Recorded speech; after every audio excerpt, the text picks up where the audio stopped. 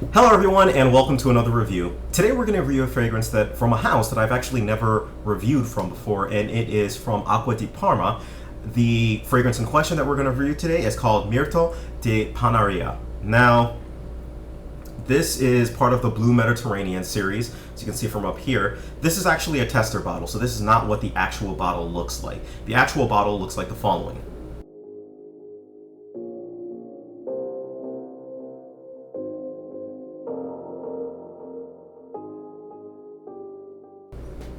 So, yeah, there's a difference in bottles, so I can't really go over the bottle, but this is just what the tester actually is.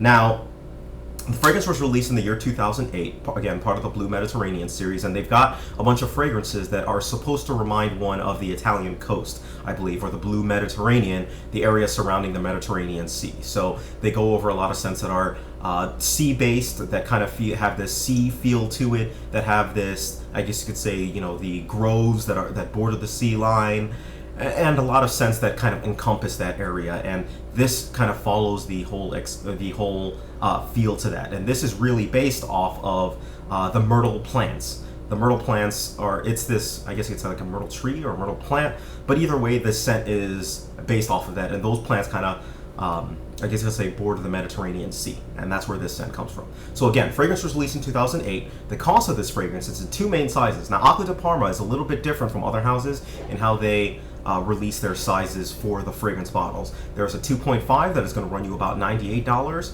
and a 5 ounce, which is going to run you about $144. So this is a little bit more on the pricey side. I actually just came from a hotel where they actually had a whole bunch of Acqua di Parma, I guess you could say, products that were just part of the standard, which to me, I guess, it means that they spent a lot more on their stuff. But either way, it's with the little toiletries, like the body lotion and all that stuff. And I believe there was Acqua di Parma shampoo and all that stuff. But it was called the Rittenhouse, that was in Philadelphia. But either way, let's go ahead and get onto the notes for this fragrance. The notes consist of, at our top, we have myrtle, basil, lemon, and bergamot. For our mid, we have sea notes, jasmine, and rose. And for our base, we have mastic, juniper, cedar, and amber. All right, so right off the bat, I can tell you this is a refreshing smell, and that's instantly what attracted me to this. I purchased this bottle from Mint, New York, and got it off of one of their sales where they're getting rid of some of their inventory, and this was one of the bottles that I got from it. And I gotta tell you, the thing that attracted to me, again, was its energizing, refreshing type of a vibe to it. The lemon and the bergamot are immediately what hit you, and another note, which kind of smells like a floral note, which is actually the myrtle, which is the primary thing what you're going to actually get from this. Now, myrtle can come across as a little bitter at times, but it is a floral note. Now, despite that fact, I really don't find it, feminine at all, or not necessarily feminine at all, but I would say that it's unisex, and it's not too feminine. It's definitely got those floral notes, but I think men can pass this one off extremely easy. You're wearing something nice, something casual, I guess you could say like a polo shirt, nice shorts, some nice shoes, and then you're good to go with this one. It's got a really casual, laid back, relaxed type of a feel to it. Now, the other thing that I kind of get from this scent is this sea vibe that, comes through it. I don't want to call it a sea saltiness just because there are other fragrances that have that. It sort of does, but more, it's just this vibe that reminds you of the sea. And that's the best thing I contributed to the sea notes that this fragrance has listed for it. So it does have a nice little sea vibe to it.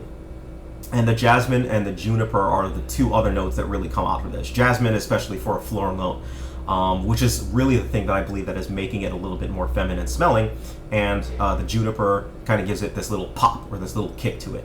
So overall, what you're going to get from this scent is you're going to get a refreshing citrus scent that has, I guess you could say, heavy floral undertones or overtones throughout the scent, and it has a sea vibe to it.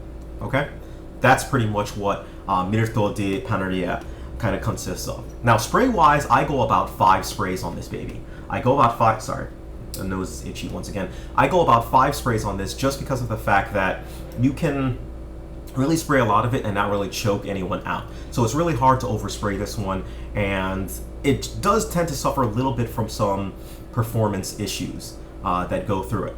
But it does its own. It handles on its own, and I'll explain the performance issues in a bit.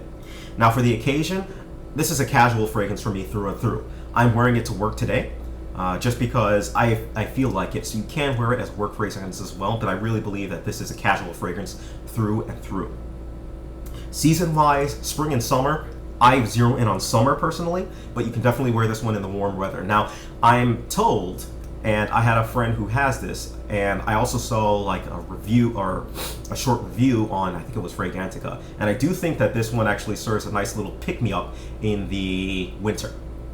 So keep that in mind. Now, age group, college and beyond. If you're college and beyond, go ahead and give this one a try. As with always, all fragrances, try them out at whatever age. I just feel that that's the recommended age for this fragrance. Now, it's got good projection, good sillage, or I'd say about average sillage, and the longevity is about 5 to 7 hours.